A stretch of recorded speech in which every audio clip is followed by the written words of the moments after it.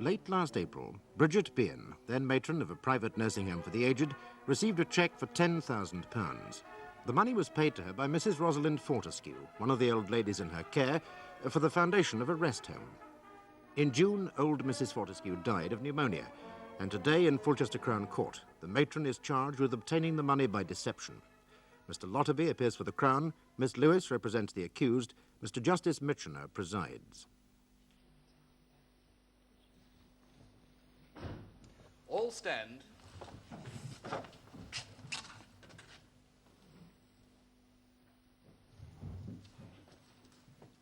So, to summarize, Mr. Fortescue, on April the 27th, you heard from your mother's bank that your mother just paid a cheque to the accused for £10,000. So you drove over to the nursing home, asked to see your mother in private, only to be told to wait in the matron's office, correct? Yes, the residents Were just having their evening meal, quite so.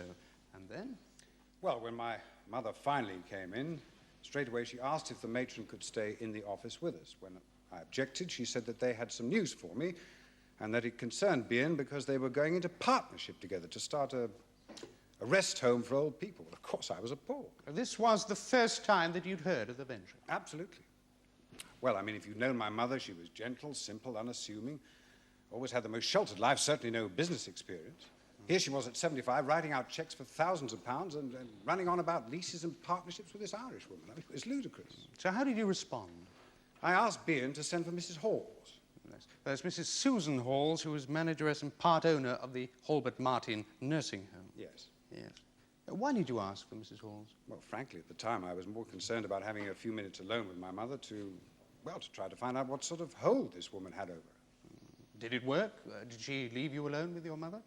Not her. She simply rang for a nurse and sent her for Mrs. Halls. Then, while we were waiting, she asked me why I'd come to see my mother. The accused asked you that? Yes. So I told her that my mother's bank had advised me about the cheque for £10,000. Of course, my mother was a bit upset. So the cheque was made out to whom? The matron. The matron. And how did the matron react? Well, she got angry. She said something about me spying on my mother, for heaven's sake. Oh, then she made a great show of soothing her as though I'd in some way abused the old lady. And then? Well, Mrs. Halls came in and I told her about the cheque. Naturally, she asked what all the money was for. Bian said that it was to buy the lease of a property, the one they were supposed to be converting into the rest home. Then Matron Bian turned on me and said it was no good my trying to sabotage my mother in this because they'd already bought the lease, paid for it. The accused told you that she had already paid the £10,000 for the lease? Yes, definitely. Well, of course, I asked her where the place was. The very least one would want to take a look at it. But Bian said no, that it was their secret and I must wait until it was all converted and ready. So she refused to tell you the address? Yes. Well, I think my mother might have told me, but with the matron standing over.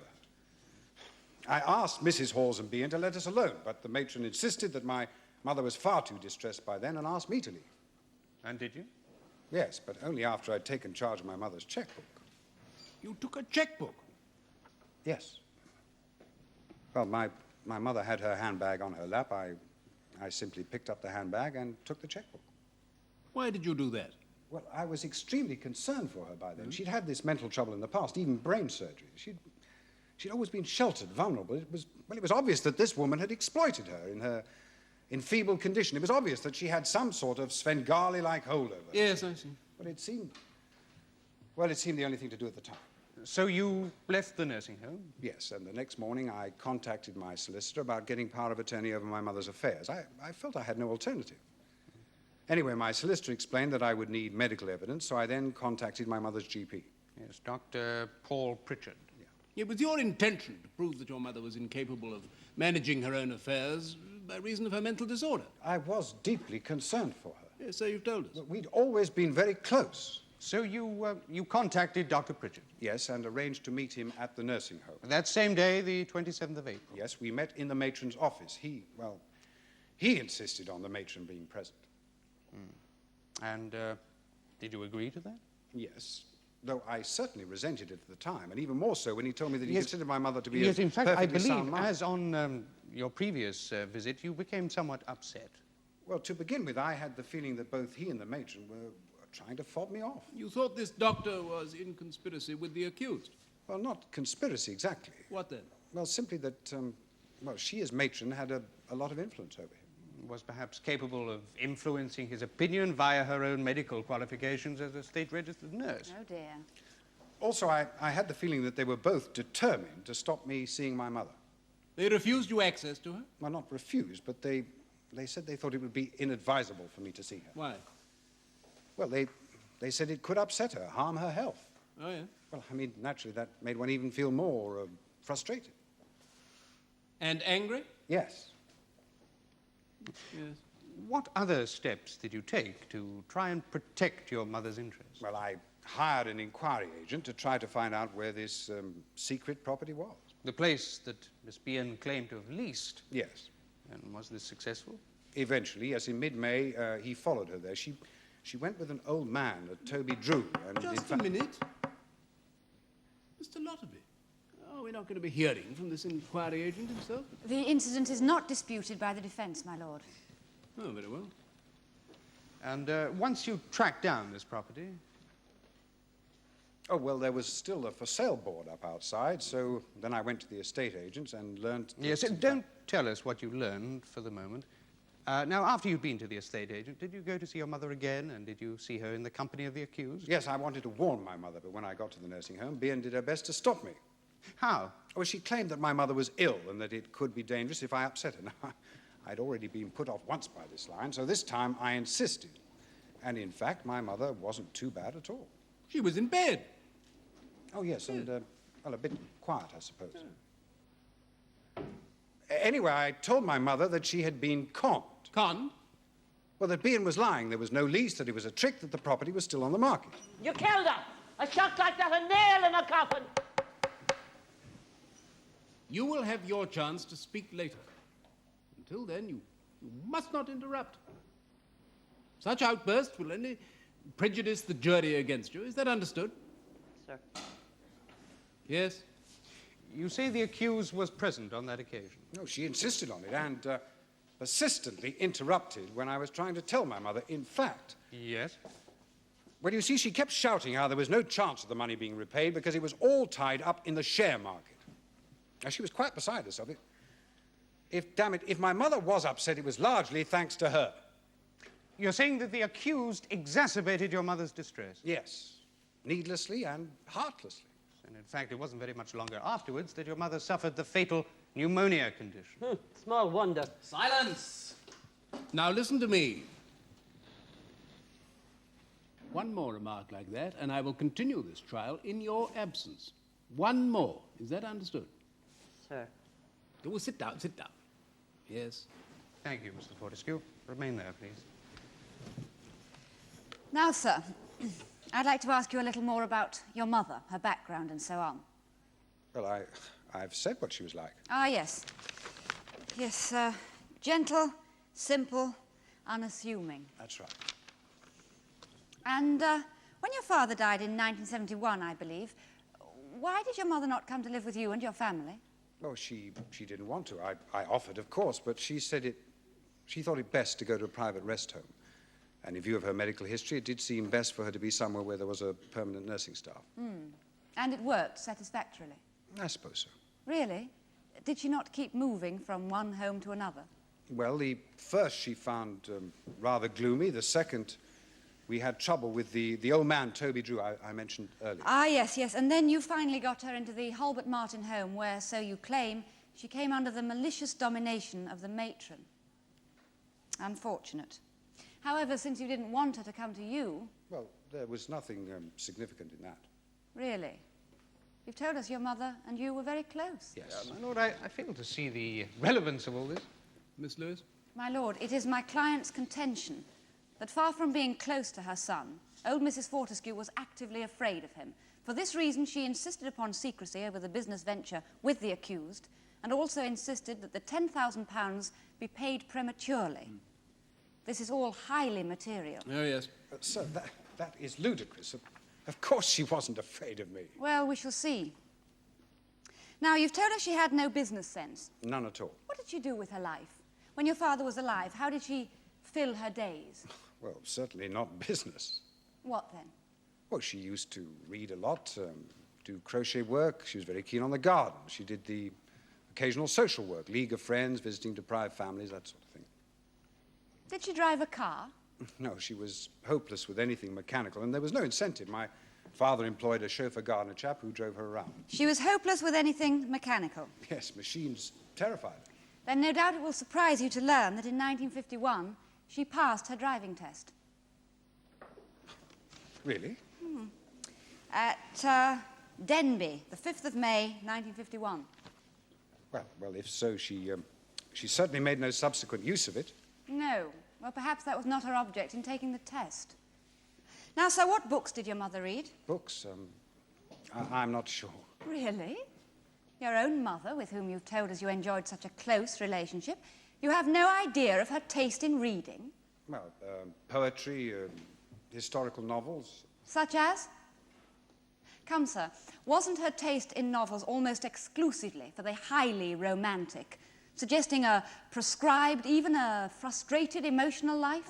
Really? All right, if you want an idea of her nature, that's it. Simple, gullible, romantic. Now, are you satisfied?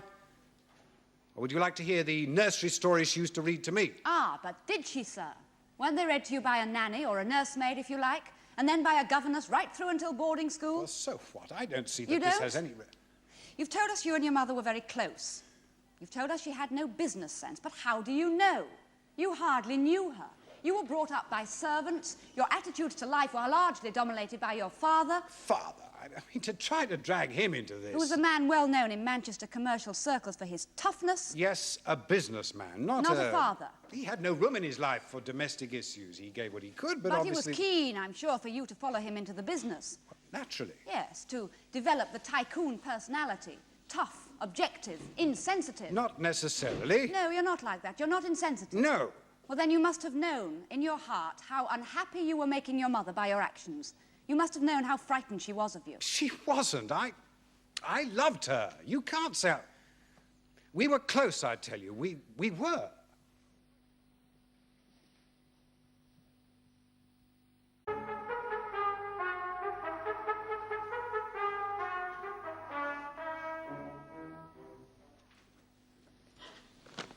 Now, let us examine these actions which you say were motivated by love.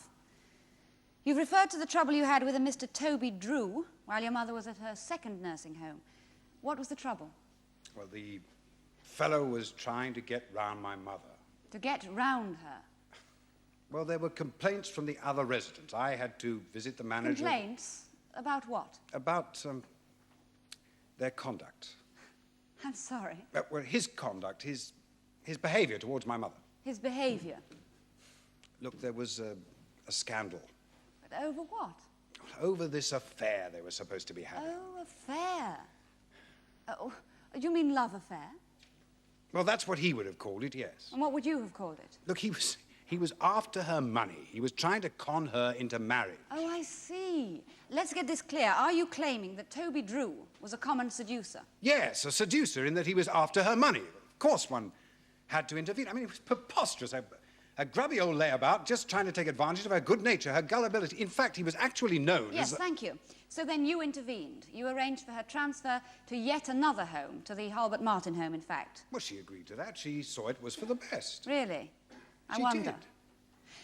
You see, Mr. Fortescue, I'm putting it to you that she left that home under protest and that her subsequent actions in trying to found a rest home with the accused were all part of a sad and a desperate attempt to reunite with the man she genuinely loved. That's rubbish. Really? But if that was her idea, she wasn't of a responsible state of mind.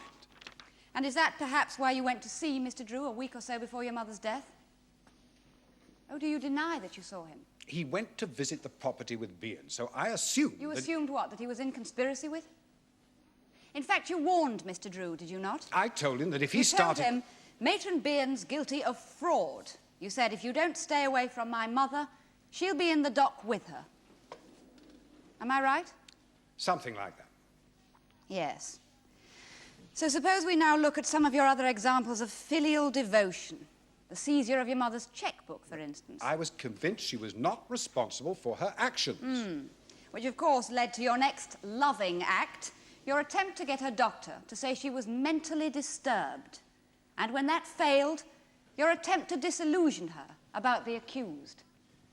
Your mother was sick, confined to her bed, in a confused state of mind, and yet you insisted on bringing her this shocking news. You've been conned, Mother, you told her. This Irish woman, who you've been foolish enough to trust, has tricked you and lied to you. You make it sound... Sound what? Sound bad? Well, bad or not, the fact is that within a fortnight of your telling her this, your mother was dead. So that's a monstrous implication. Do I have to submit to this innuendo? If anybody was responsible for my mother's death, it was her, that creature there. Ah, and is that perhaps why you insisted on a coroner's inquest? Yes, since you ask, yes. She dominated the poor old soul. She forced her to part with her money, and then when I stepped in to stop it, She killed her? Well, she interfered with her medication, the pills she was on. Ah, but the coroner's report confirmed the cause of death as pneumonia.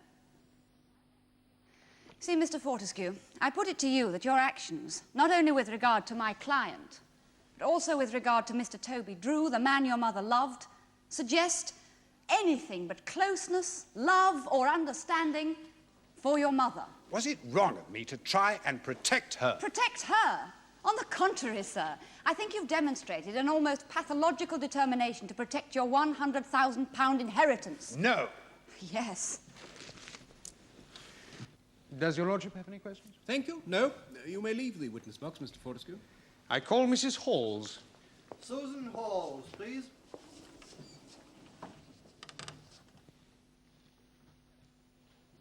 And on the 27th of April, were you called to the matron's office shortly after dinner? I was. Would you kindly tell us what happened there?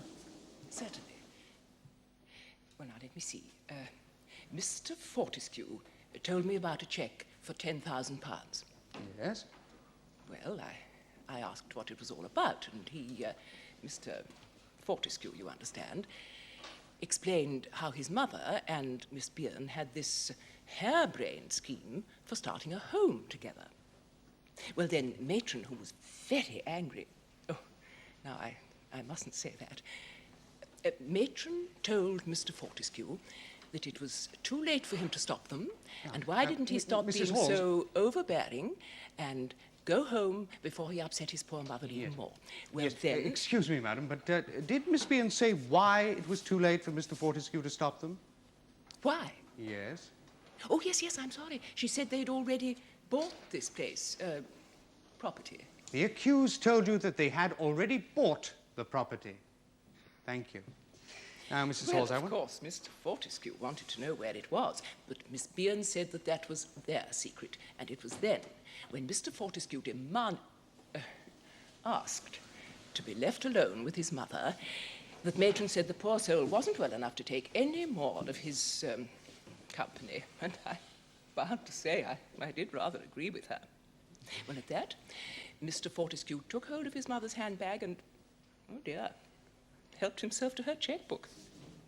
Well, as soon as he'd gone, we got our Mrs. Fortescue upstairs to bed, and it was all going on for a week before she was Yes, up and about Mrs. Halls, again, and then excuse me. very low-spirited... Excuse me again, but after you got the old lady to bed, did you discuss with the prisoner everything that had happened? The accused, Miss Bian? Oh, well, yes, of course. Yes, and what did she tell you about it? Precious little. She did have the good grace to apologize, but she said that our Mrs. Fortescue was insisting on complete secrecy and there was nothing else for it. Did that strike you as odd? You mean the secrecy? Well, not entirely. If you could have seen the dear lady in the company of her son that evening, there was no question that she found his manner most unsettling. And then, as Matron often pointed out, she was a shade, shall we say, fey. What precisely was the matron's word for it? Well, dotty, as I recall. The accused considered her partner in this alleged business venture to be dotty. Thank you, Mrs. Halls. No further questions. Did she generally treat her as dotty, Mrs. Halls, as though she were senile or incompetent? Oh, dear me, no, on the contrary. They were most friendly. Unusually so, really. I see. In fact, I remember remarking to Matron how nice if she could have been as chummy with some of our other residents. Yes. And you yourself, are you fond of Miss Bian? Oh, dear. Well, I would certainly say I was. until all this trouble. Ah, yes, after which your attitude changed, yes? So much so that you terminated Miss Bian's employment. You sacked her. Well, under the circumstances. What circumstances, madam? It was written in her contract, you understand, not to accept money from residents. Naturally, that's a strict rule for all our staff.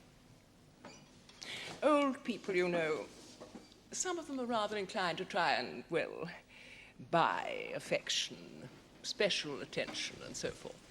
Nevertheless, matron, Mrs. Halls, I apologise. The matron's case was rather different, was it not, in that she was receiving finance for a business venture? She'd accepted money, a very large sum, and that was an end to it. However, before this development, you were fond of the accused. Mark you, we did have our moments of discord. Wasn't it true, madam, that Miss Bian was often critical of your management? You see, Mrs. Miss Lewis. But of course, one has to understand, Mrs. Lewis, that at the Halbert Martin home, we do welcome what one hopes is a generally exclusive class of guest. In that they have to be able to afford £75 a week. If you wish to express it in those terms. However, since Matron's background was rather less, shall we say, fortunate, and since she had worked at local authority homes where they do allow rather different standards, it made for differences of opinion between us. Quite. In fact, did Matron not tell you that she would very much like to run a nursing home of her own? Indeed she did. On several occasions, most particularly when she... Oh dear, perhaps I shouldn't. Mrs. Halls, you may speak with frankness. You see, your worship, your lordship, I wouldn't want to give a wrong impression. Miss Bian was always most correct in her duties as matron, at least until all this trouble with our Mrs. Fortescue. However, the fact was that on her off-duty days she was given to, indulgences. You mean she would drink? Yeah. But of course, for a person's background in these matters, and of course the Irish are notoriously... Mrs. Halls, if we... The original question, you're saying the accused expressed a definite intention of starting up a private nursing home of her own? Yes, often. It's not unusual, is it, for private nursing homes to be founded in this way, Mrs. Halls? I beg your pardon? Well, someone with experience and qualifications going into partnership with an ageing patron prepared to finance the venture? Well, I suppose... Is not that how you yourself started 20 years ago in the business? Wasn't Sir John Halbert Martin, then 81 years old, your patron and your partner?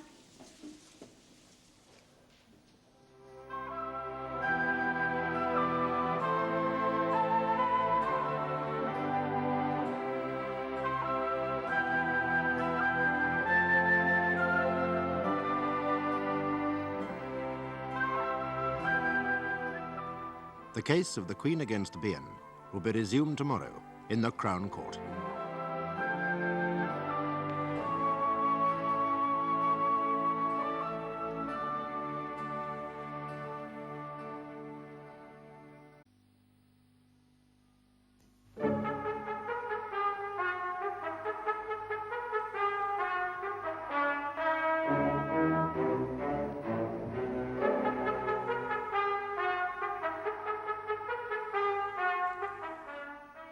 Bridget Bian, a nursing home matron, stands accused of defrauding the late Mrs. Rosalind Fortescue, one of the old ladies in her care, of £10,000. Yesterday, Mr. James Fortescue claimed the matron gained a Svengali-like hold over his mother, and then, by her callousness and mismedication, hastened the old lady's death. Currently in the witness box is the accused. You have a long record in geriatric care. 30 years, day and night. In a job calling for a wealth of patience and dedication. They own you, that's a fact. Like children, only bigger. And that's the way you have to think of them, as sort of your family and you owing them a mother's care. And is this perhaps the reason why you've never married? For better or worse. And it's also why I take a drink of a Saturday, the only time I'm free of them all. As a release? As a day excursion to sanity, Miss Lewis. Madam. However, I'm sure you don't see all the old folk in your care as problem children. Ah, bless them, no. Most of them are great chums, a joy. And old Mrs. Fortescue. The best. Gentle, like he says. Only more than that, she was humble. Not like most of them rich, selfish old trouts at HM. Always on about their wills or the menu or their blessed bowels. Oh, not our Rosie. Mrs. Fortescue, that was. If Rosie ever had a thought for herself, I never knew it. So you were drawn to her as a friend? From the start. Mind you, when first she came to us, there wasn't much of the real Rosie to see. Oh? She was low, way down. You mean she was depressed? Only more than that. Withdrawn-like. And given to wandering off, sometimes without even so much as a coat on. And then we'd get a call from the police or the railway station to come and fetch her back. Mind, it's not unusual for a new resident to feel lost, insecure, but I could see that this was different. And then one day I heard her say this name, Toby. Quiet-like, almost like a prayer, except she didn't have religion. Yes. So then I asked her who he was, whereabouts, and gradually it all came out. What came out, Miss Bian? How she loved him, how they'd been together at a previous nursing home, and how there'd been all this fuss, and how his son had packed her off with not so much as a word of goodbye. So she was grieving? Ah, as though the heart had gone out of her. Well, naturally, I contacted this Toby, Mr. Drew. Write to her, I says, just write. He said he'd been afraid of that for fear of giving her false hopes, but I said, any hope's better than the emptiness of her now. So he did write to her, and later he visited her, and oh, in no time she was on the mend. How exactly? Bright, helping round, reading to one old soul who's part blind, helping another who'd done a femur and a fall, lovely. So then? Well, then I had the bit between my teeth. I thought, if this son of hers was going to play the almighty and ruler, then I'd try to counter it with a bit of basic humanity. So, first off, I tried to get Toby Drew into Her Majesty's. Into the Halbert Martin home? HM. Well, any road getting him in wasn't so easy. Whether he'd got at her, I don't know, but she wouldn't have him. Well, small wonder you've heard her with her special class of guests. Well, poor old Toby didn't have the background for HM. So, you were blocked there. What next? Ah, well, Rosie went right down after that, having him refused. Brooding, depressed. And then one day she said, if HM was too grand, why shouldn't we start a home of our own that wasn't? So Mrs. Fortescue first suggested the idea. She did so. Mind, Rosie had sensed by then how chocker I was of the situation at HM. She'd guessed my hopes for a home, sure enough. So then you set about finding a suitable property. We did. Oh, and the excitement. Oh, Lord help me, she was like a newlywed house hunting. But it wasn't so easy. We had to look at a dozen or so before finding Oakview. But, the first sight of the place, the size, the grounds, near shops, a bus route, nice local community, ideal. But still, of course, subject to local authority approval. Oh, right enough. Local authorities, welfare officers, they all had to vet the place before we could buy it. Nevertheless, you accepted the £10,000 from Mrs. Fortescue I in did. anticipation of the purchase. I did. Now, why, Miss Bian? Why did you not wait until the purchase had been confirmed? Sure, and it might have been better if we had. But the problem, you see, was Rosie. Petrified of him, wasn't she? Of her son, James. And who else? Rightly so. Well, you've seen the way he went on once he did find out. Bullying and hectoring her, grabbing her checkbook, trying to have her certified insane, threatening me, Toby Drew, everyone. However, you did accept the £10,000. Take it, she said. We found our home. Take the money now. And then if that James does find out, we can tell him he's too late to stop us because the lease is already bought and paid for. Mrs. Fortescue wanted it to appear that the lease had already been bought and paid for, a fait accompli. Sure, if I'd a head for business, I might have had more sense. There it was. I took it. And the money hardly in my bank before he's onto us and round us like Shylock after his flesh. Oh, his first visit to her in months it was. And you maintain that Mrs. Fortescue insisted that you both lied to him that the lease had already been purchased? That's the truth. Well, how else could we stop this son of hers from killing the whole lovely idea? Yes, I see. And after that? Hit Rosie like a bad winter. Way down she went. In the end, the only way I could soothe her was to tell her a white lie. I told her that we'd really had the place approved for a home, and I had bought the lease after all. And it wasn't more than a day or so before the Lord High Executioner's round again, telling her that I'm a fraud and a confidence trickster and worse. Well, that was the end of it, the poor old soul. Once he'd broken her faith in me, all her hopes had gone. She just gave up after that. Very tragic. Sure, it said pneumonia on the death certificate. But the plain fact is she died of a broken heart. And he broke it for her with his interference and his grasping after his damned inheritance. That will do, Bian. Sorry, sir. But if you'd known his old mum, lovely lady she was, and to see a son behaving like that, Lord help me, it was shameful. Yes, well, so be it. But such outbursts are unlikely to help your case with the jury. No, sir. No. Yes? What did you do with the £10,000 while you were waiting for the go-ahead from the local authority? Best I could think of, and it turned out the worst. Why? Well, I thought, all that money, sure, I'd best invest it. For Rosie, I mean. And in what did you invest it? Insurance shares, so help me, which did nothing but drop in value along with the rest of the share market, only faster. And last month they said there was going to be some investigation into the company, and oh, he'll be lucky to see 1,000 of it back now. Very unfortunate. Teach him to play the almighty, if you ask me. Now, we've heard from Mrs. Halls that you were critical of her management and you longed to run a place such as Oakview yourself. As any matron who knew a job would after she'd worked a while at HM. Why, particularly? Well, it's a matter of attitude. You see, you can accommodate the old bodies like guests in a hotel, or you can give them a home with a sense of family. Susie Halls reckons she's in the hotel business. And you disagreed? I did. All right, so at HM they're all rotten rich, but that's no call to pander to them all the time. And you planned to run Oakview very differently? I did so.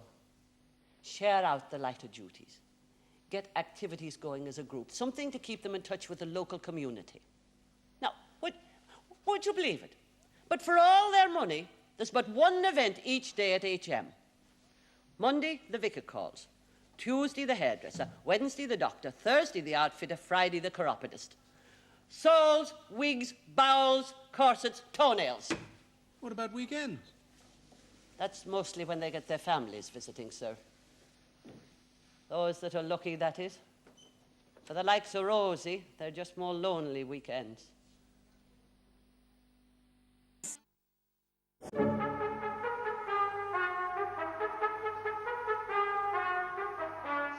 Yes, but you've told us they're rather a selfish bunch at the Holbert Martin home. That's right. Rich, selfish, complaining old trouts, preoccupied with their wills and the menu. It's not the best time of life to bring out the best in a body. No, I can imagine they could be quite a handful. Making for a job which, as you said, can be 24 hours a day, 6 days a week. Right. And all for a mere, what, 3,000 a year? It's not a job you'd choose to be in for the money. Hearing you talk, Matron, one may wonder why you are in it. Though, to be fair, of course, it appears that your main resentment of Her Majesty's stems from the wealthy status of the residents, correct? Certainly didn't help. No. In fact, the jury may well be puzzled as to why you chose to stay on there for so long, particularly in view of the way you tell us Mrs. Halls insisted on pandering to their wealth. I'm not one to walk out on a challenge. Ah. Or an opportunity. What do you mean? Well, after all, in the friendship you cultivated with old Mrs. Fortescue, you hardly chose a pauper. Oh, I've already told you she was different. Oh, yes, humble. But she also just happened to be the possessor of a fortune in excess of £100,000. That wasn't what... Wasn't what, Miss Bian? Wasn't why you chose to buy her such an expensive gift for her 75th birthday, perhaps? That was because... A mere £3,000 a year, you paid out, what, £45 for a cameo brooch? My lord, if my client might be allowed to explain. Can you explain such an extravagant gift? I can so. Her birthday. 75, as you say. 3/4 of a century, and not so much as a card or a phone call from himself, let alone a visit. Wouldn't somebody have showed her they cared? Yes, but might it have been a better gift to invest 10 pence in a phone call to her son? Incidentally, a man of heavy business commitments, just to remind him of his mother's birthday. But then that wouldn't have suited your scheme, would it? Scheme? What do you mean by that? Oh, you've made a great point of how neglected and lonely she was, but did you ever try to change that by approaching her family or arranging for a voluntary visitor on occasions? No, you deliberately played on her feelings of isolation and loneliness to heighten her dependence on you. That's nonsense. Is it? All this talk of how fond you were of her and how she was the victim of her son's manipulations. Surely, Miss Bian, if she was anyone's victim, she was yours. How? How? The victim of your greed and ambition. So help me God, I don't understand you. Miss Bian, you've tried to sell us this compassionate image of friendship with poor old Rosie, but at the same time you've let out how much you resented working with these rich old people. Not resented. Oh, well, that's very much how it sounded. Would you like me to read your actual words? Rich, selfish old trouts, always on about their will or the menu or their blessed bowels. See, I suggest, Miss Bian, that in reality you saw in dotty old Mrs. Fortescue an ideal opportunity to secure your future. No. Well, you'd had 30 years in a demanding, underpaid job, a job which had lost all sense of reward and fulfillment for you, been passed by in marriage, and you are now haunted by the spectre of approaching retirement, aren't you? Rubbish. Suddenly you saw the chance to break away and have things your own way. No, you're wrong. You'd do anything to be your own boss, wouldn't you, after all these years of having to do what others wanted? Not at all. Here was this vulnerable, dotty, rich old lady whom you could dominate and who could help you get your own way. May I speak, sir? May I? Mr. Lotterby, you really must allow her to. Lord. Well, madam. Well, to begin with, way back there, you were on about how I deliberately tried to isolate Rosie. Yes? Well, maybe you didn't choose to hear me, Mr. Lotterby. Lotterby. But I was trying to explain earlier about Toby Drew. Ah, yes, but we've only your word for it that you tried to get Toby Drew into the Halbert Martin home, haven't we? In fact, it wouldn't have suited your scheme, would it? What scheme? You're always on about this damned scheme. Your plan, madam, to defraud this vulnerable old lady of her money. That's nonsense. Really? Suppose we get down to specifics. And about time. You've told us repeatedly how it was Mrs. Fortescue's idea to keep secret this supposed nursing home project. It was too, for fear of him. Now, wasn't it, in fact, you who wanted it all kept secret? Why? Because Why should I? Because you feared that if her son found out about it in advance, he'd try to talk his mother out of such a rash financial venture. She was frightened of him, afraid. So you would have us believe. She was. No, your reason for so hurriedly tying up the £10,000 in shares, that was because you were afraid. You were afraid that he would find out about your fraud, expose it to his mother, as indeed was the case. The case, sir, was that he destroyed her with that. Oh, yes, broke her heart. Or at least one of you did. He did. I warned him what it would do to her. Or to you, once he exposed your fraud. God in heaven, no, how often must I tell you it was no fraud? Oh, no. A white lie, that was your term for it, I believe. Well, I suggest to you, Matron, that you had not the faintest intention of leasing that Oakview property or of going through with any nursing home project. That's what you're paid to say, isn't it? You must not be disrespectful to learned counsel. Oh, mustn't I? He can get at me with his snide remarks and his twisting, but as for me getting back at him, then... That's enough. My lord, if my client is a shade overwrought, it's due to the emotional nature of the case. Well, there's no need to reduce these proceedings to a slanging match. If I spoke out of turn, sir... Which you did. Then I'm sorry, sir. Now, that's all right. Just try to keep a watch on your remarks in the future. I'll try. Do. Yes. Now, you've told us, Miss Bian, that you were going into partnership with Mrs. Fortescue. Yes. And yet you... Sir. And yet you made no attempt to legitimize that partnership. Come again. You made no move to have any deed of partnership drawn up. With respect, my lord, such a partnership can be effected without such a formality. For a venture of this size? Like I said, Rosie wanted it kept secret. Or one of you did. However, you weren't so shy of trying to put things on a legal footing at other levels, were you? I beg your pardon. Or didn't you urge Mrs. Fortescue to change her will in your favour? What's that? Oh, come now, didn't you pressure her on this as an insurance? If anything happens to you, Rosie, your son will inherit the partnership and insist on selling out. But if you leave your share as a legacy to me, then Oakview and Mr. Drew will be safe. Lies! Lies from start to finish. I My never... lord, none of this was mentioned in the prosecution case. That is so, Mr. Lotterby. I was trusting to the accused to confirm it, my lord. Which I do not. Members of the jury, there is no evidence to support the suggestion that the accused endeavoured to influence the late Mrs. Fortescue so to change her will. And therefore, the accused's denial on the matter is final and conclusive. Yes, Mr. Lotterby. My lord. Miss Bian, you've told us this property, Oakview, had to be vetted by the local authorities as being premises suitable for the housing of the aged. Oh, right, there were lots of regulations, fire risks and hygiene and so on. You see, if they decided it wasn't practical... So what steps did you take to get this approval? Well, I discussed it with the estate agents. Yes? Well, they were as anxious to sell as we were to buy, so I left it with them to get onto the local authorities. You left it with them? Yes. All this urgency, all this desire for a fait accompli, and you left it to them? Oh, why not? They said... Yes? They said they'd do it. Who said this? It was a Mr. Miller, I think it was. Mr. Miller of Crut, John and Marker? Right. Well, that's strange, because no request for inspection or approval was ever lodged with the local authorities, was it? Also, it seems that the firm of Crut, John and Marker includes no Mr. Miller. Well, could it have been Mr. Milner? You tell us, Miss Bian. Well, anyway, whoever it was, I know that he never did it. Ah. Because when I chased him up on it a few weeks later, it seems there was a misunderstanding and he thought that I was doing the checking. Misunderstanding. So why did you not then ask the authorities for an inspection? Because by then himself was onto us. Rosie was taken with a pneumonia and in a bed.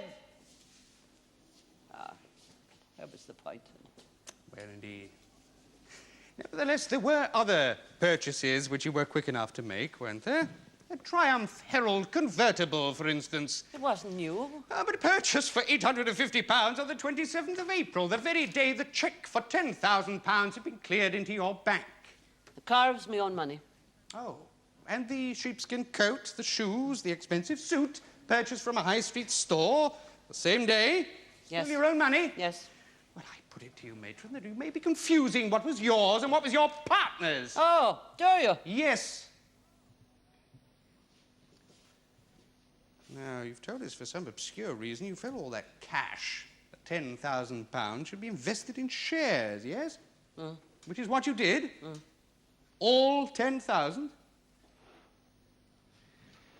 It was only 9,000 you invested, wasn't it? So what happened to the remaining £1,000 of this supposed partnership?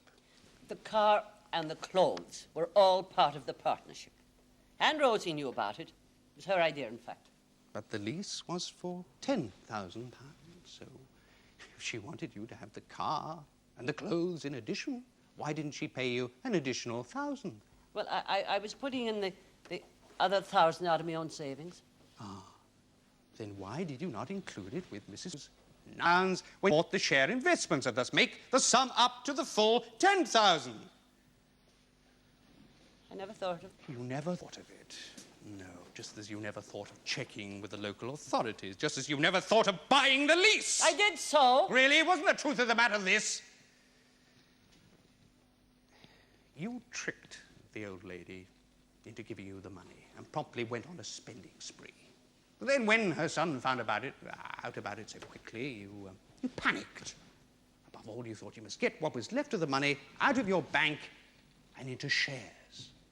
And no sooner had you done this than the old lady fell ill. Increasingly so, thanks to the emotional stresses to which he was exposed. He exposed her to them. Did he, Matron, really? Didn't you, still in your state of panic, didn't you tamper with her drugs medication? What? My lord, that is a totally unjustified accusation. Is it? In the evidence of the inquest, May I speak, sir? May I speak? It would seem to be a good idea. Tranquilizers. That's what all this latest gab's about, isn't it? Before Rosie was taken with the pneumonia, Doc Pritchard put her onto tranquilizers. Well, I decided she was better off without them. So you withheld them? I did. And on what authority did you so revise her treatment? My own. As the person responsible for nursing her. You deliberately countered the doctor's treatment? I did. I'd done it before, as he well knows. You see, I can give the patients time. So I take it on myself to replace the need for the tranquilizers. And in Rosie's case, the best therapy was not to vegetabilize her out of a poor old mind with drugs, but to get at the cause of the unhappiness. Okay. Well, I put it to you, Matron, that your motives were far less therapeutic in Rosie's case than you would have us believe. How? Now, why? Because you wanted her disturbed. No! The more disturbed she was, the quicker her health would deteriorate. No. And after she'd taken to her bed, her resistance would fall, and the greater would be her chances of succumbing to some relatively mild infection, such as pneumonia. No, it's all lies. It's all lies, I tell you. Never was that to lies.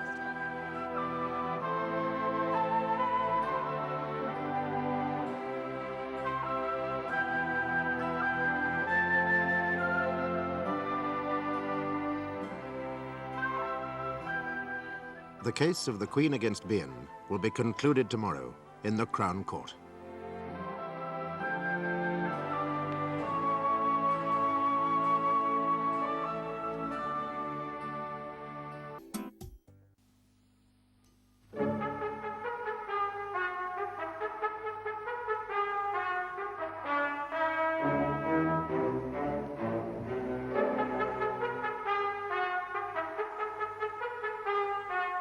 Bridget Bian, matron at a private nursing home for the aged, stands accused of defrauding one of the old ladies in her care, Mrs. Rose Fortescue, of £10,000.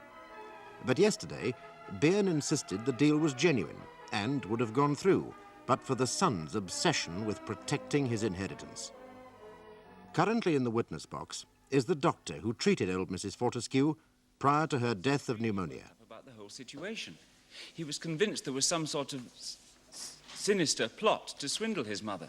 When I called Matron in, he even accused me of complicity. Oh, indeed? When he was in the witness box, he denied that. Well, to be fair, he did tone it down a bit later. How? He called me a puppet who'd go along with anything Matron said. Why was that? Mainly because I wouldn't agree that his mother was mentally disturbed. I see. And also, I sided with Matron about his not seeing his mother that day. Why did you do that, Doctor? That she was unwell, in a weakened condition. I felt, in view of the mood the man was in, I was afraid he'd distress her even further. I see. One last point, Doctor. My friend has endeavoured to imply some sinister motive in the fact that Miss Bian withheld the tranquilizers you had prescribed for Mrs. Fortescue. But this was all gone into at the coroner's inquest.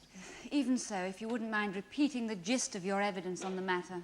Oh, yes, of course. You see, as a partner in an extremely busy general practice, I'm often called upon to prescribe tranquilizers for patients such as alcoholics, the bereaved, overwrought mothers, and, well, anxious old ladies. You see, these are people whose real need is for bags of encouragement and reassurance. But in the absence of a 48-hour day, they have to settle for the synthesized version in pill form. Nurse Bian strongly disapproves of this. In fact, we'd often discussed it, and I told her that if she ever felt able to substitute her time for my tranquilizers, she was quite at liberty to do so. Thank you, Doctor. So you would confirm that on this occasion there was absolutely nothing sinister about it? Not in the least. Now, I do think, however, she's a little overcautious about them, about tranquilizers, but on the other hand, she's a first-rate geriatric nurse, so... Perhaps you'd like to amplify that, Doctor. Oh, yes, of course. My lord, the doctor was not called as a character with this. You might have reflected on that, Mr. Lotterby, before you raised the issue of the prisoner's therapeutic methods. Oh, let's get on. Doctor. I'd say she combines the two essentials of geriatric care, sympathy and observation. Of course, she'll joke about the old things with me, but never in front of them. And as for the observation side, well, she watches them like a hawk. Their ailments, their appetites, their moods, everything. In fact, I'd say several of the Halbert Martin residents owe their lives to her. You know, some of the emergencies they've had at the home, convulsions and hemorrhaging. Oh, no, she's one of the best. Thank you, Doctor. Well, it's clear, Doctor, that you have a high regard for the matron. Yes. You take what she tells you on trust. Along with my own observations, yes. And I'm sure she's never short on opinions. She's a professional nurse. Yes, of some 30 years' experience. And you are what, Doctor? 30 years old? Just what are you suggesting? Oh, simply this, Doctor, that Miss Bian, as a woman of strong personality, not to say a dominant personality, could conceivably have influenced you into a misguided assessment of Mrs. Rosalind Fortescue's true mental condition. Now, look, I beg your pardon. Oh, you've admitted that you accept her comments on trust, Doctor. Now, I'm just suggesting that she could deliberately have misled you in this case. This is quite ridiculous. Well, allow me to be more specific. Now, we've heard it suggested that the old lady enjoyed a love affair at a previous nursing home. Yes. Now, why not? It does happen, you know. At the age of 74, Doctor? I used to doubt it myself, but now I would say it is not uncommon for old people to form extremely close attachments, even love. Yes, but Doctor, in view of Mrs. Fortescue's prior history of mental illness, could not her love affair equally have been a bizarre fantasy? It could, I suppose. It could. But it Thank you, wasn't Doctor. Now, similarly, it's been claimed that she had an active fear of her son. Yes, she's often told me as much herself. Yet again, with her history of psychosis, that could again have been part of, well, an irrational persecution complex. Anything's possible with an Thank illness you, of this Doctor. kind. Now, look, it's all very well for you to talk about a history of psychosis as though she was schizophrenic or something. That wasn't so. She had little more than chronic depressions, in fact. Really? And the surgery she underwent for a brain tumour in 1968. What about it? There were no symptoms to suggest that the operation hadn't been completely successful. Unless she was later the victim of fantasies and paranoid delusions of persecution. Which she wasn't. Oh, so you concluded, Doctor, after, as you have told us, consulting with the matron, whose views you took on trust. Thank you, Doctor. No further questions. You may have something further to add, Doctor. Yes. Well, I believe I was right about her, but... Yes, Doctor? Well, you see, sir, one cannot entirely rule out the possibility that she had a recurrence of this brain tumour. Short of exhuming the body for a detailed autopsy of the brain. Which, in view of the intervening decomposition... Quite so, Doctor. I'm not proposing such a macabre procedure. Have you got any more? No. You can leave the witness box. Thank you, Doctor. I call Mr. Drew. Toby Colin Drew, please.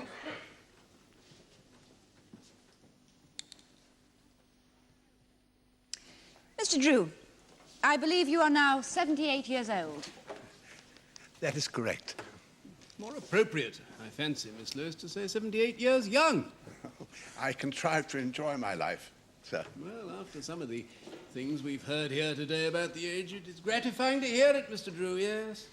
Now, sir, I want to ask you about the intentions of the accused to lease a property as a nursing home for the aged. The intentions? Oh, you mean Oakview, of course. Quite so. Yes. Well, we had every intention of it.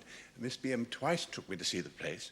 The first time was with Mrs. Rosalind Fortescue, and then again later on, after we had fallen foul of her son, James. Yes. Well, I don't know what else there is to say, really.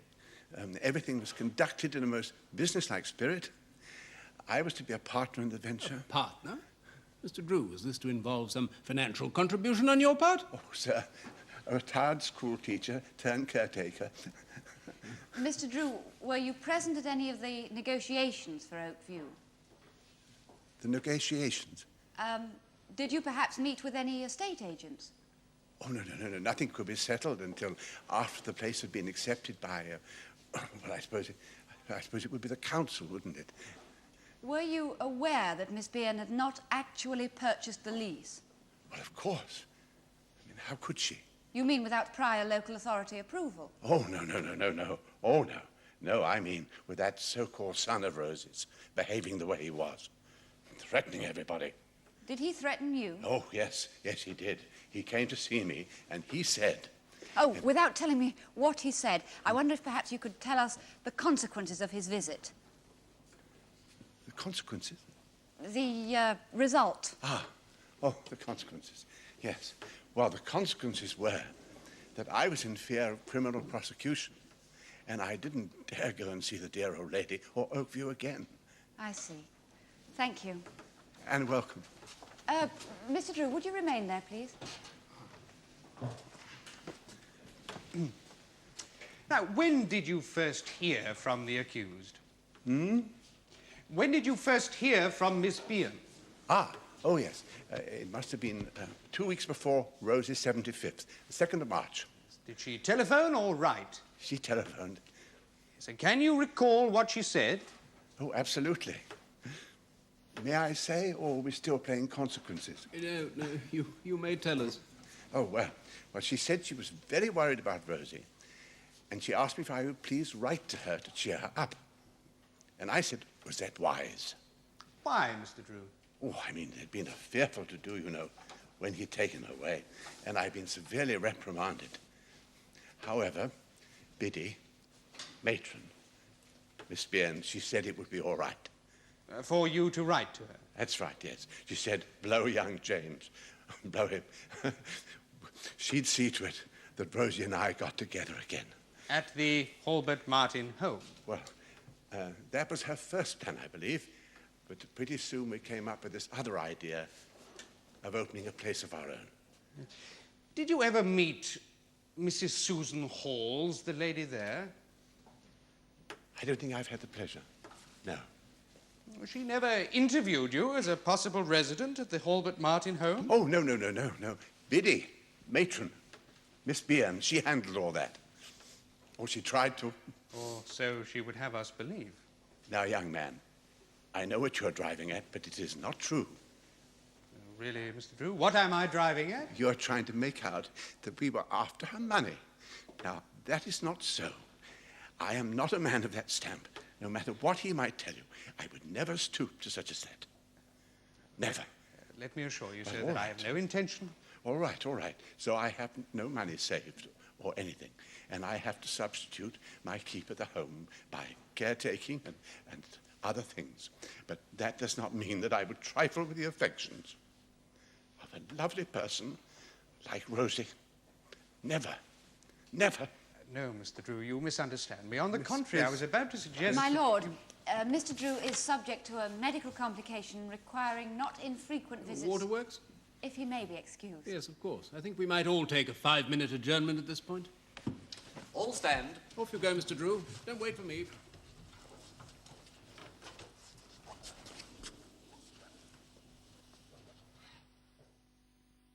Yes.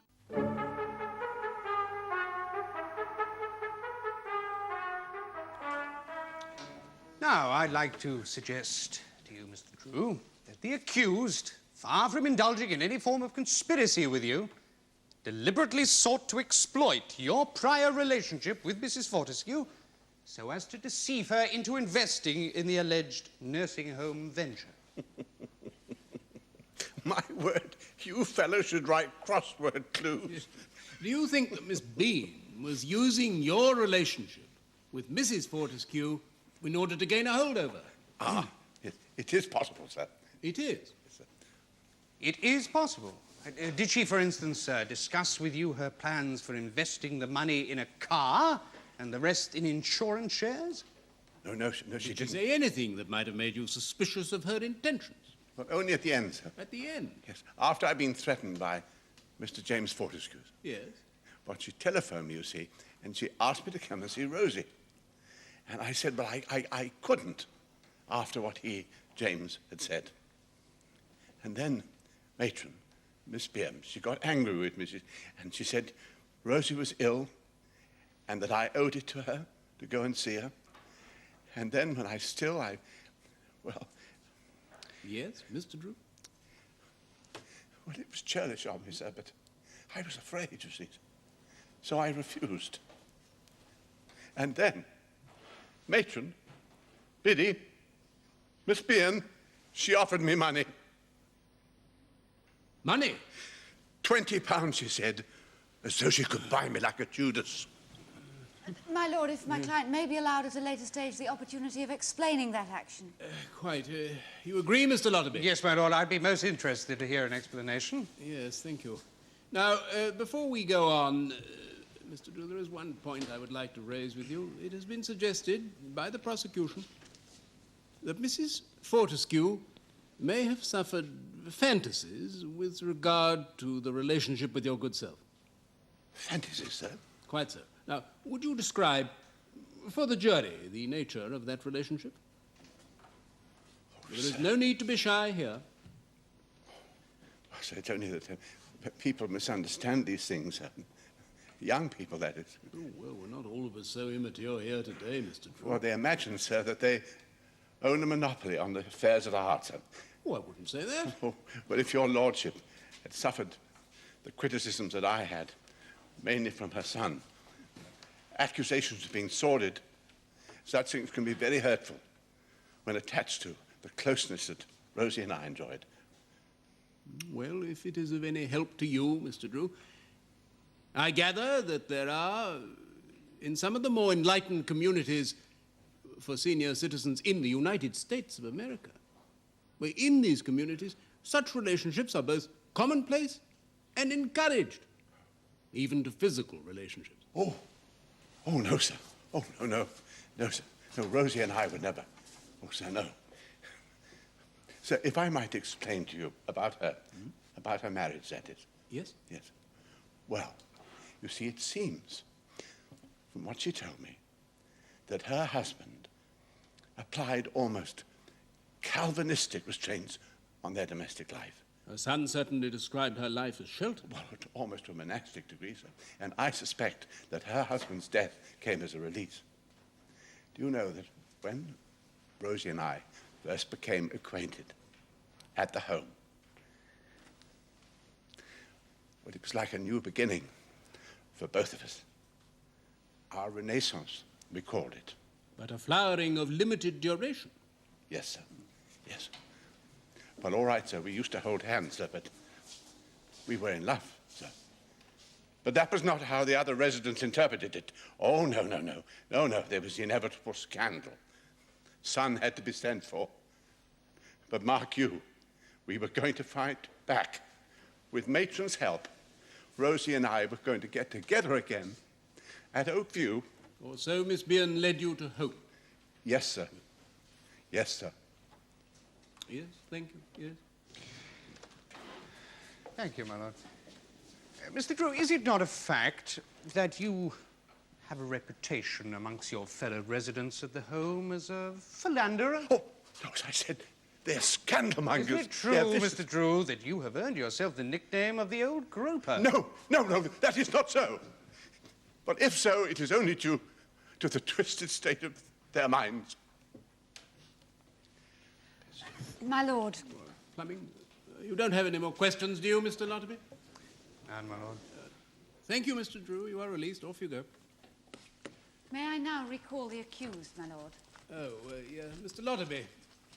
Yes, please do.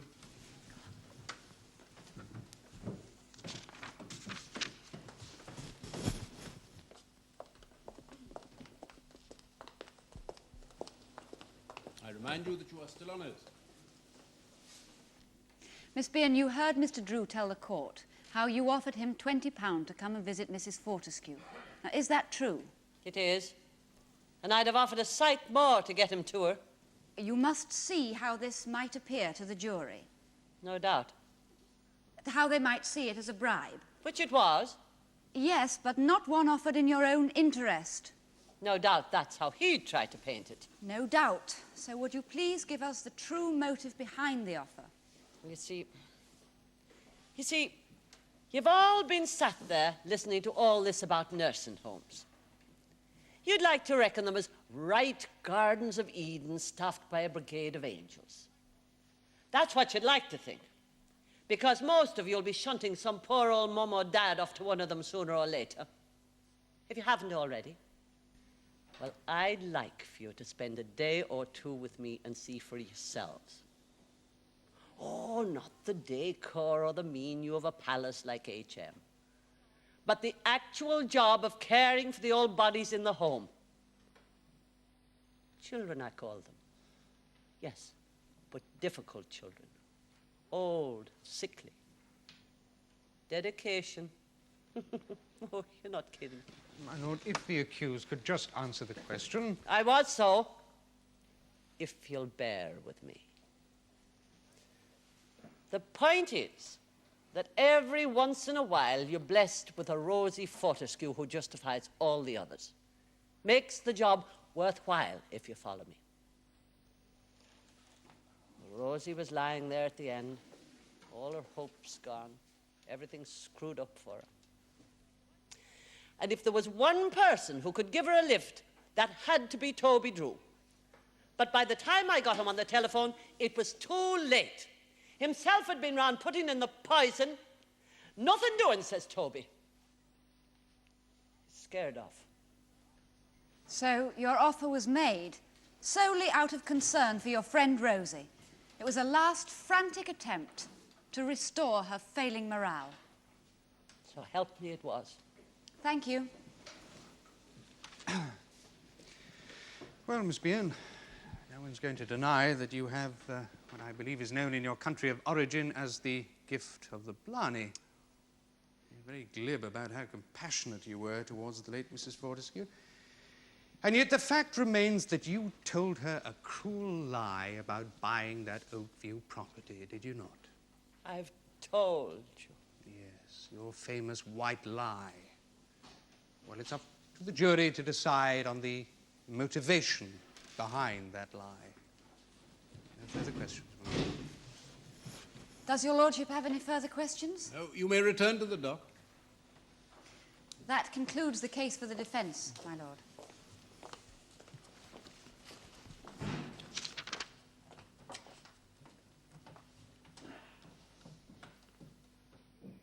Members of the jury, the accused faces a charge of obtaining money by deception, contrary to Section 15 of the Theft Act of 1968.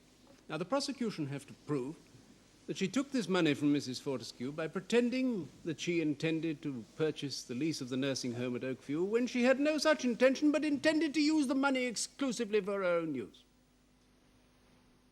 Well, the facts are that she never purchased the lease at all. She never made any practical attempt to do so. Instead, she spent nearly £1,000 on a motor car and clothes for herself and invested the rest in shares. All this she has freely admitted. But at the same time she has claimed, and defence witnesses have testified in support of this claim, that she had every intention of buying the lease of the nursing home, but she was frustrated in this by the malicious interference of Mr. James Fortescue. So, it is the genuineness or otherwise of the accused's intentions which it is your duty to assess. Remember, the onus is on the prosecution to prove to your entire satisfaction that the accused is guilty. If they succeed, you must convict. If they fail, you must acquit. Will you now please retire and consider your verdict? All stand.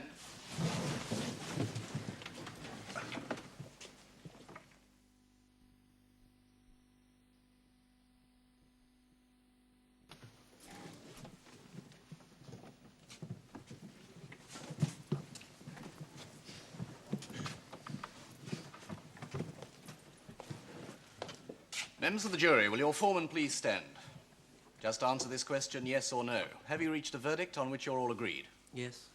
Do you find the prisoner, Bridget Mary Bian, guilty or not guilty on the charge of obtaining money by false deception?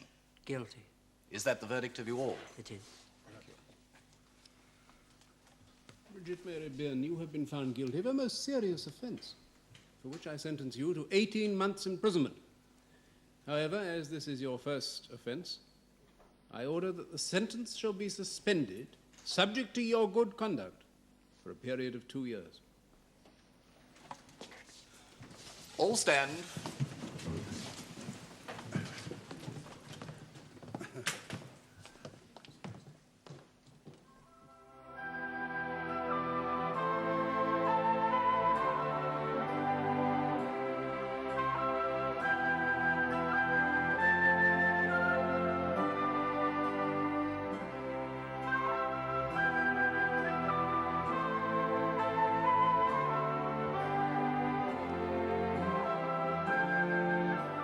You can join another jury when our cameras return to bring you a leading case from the Crown Court.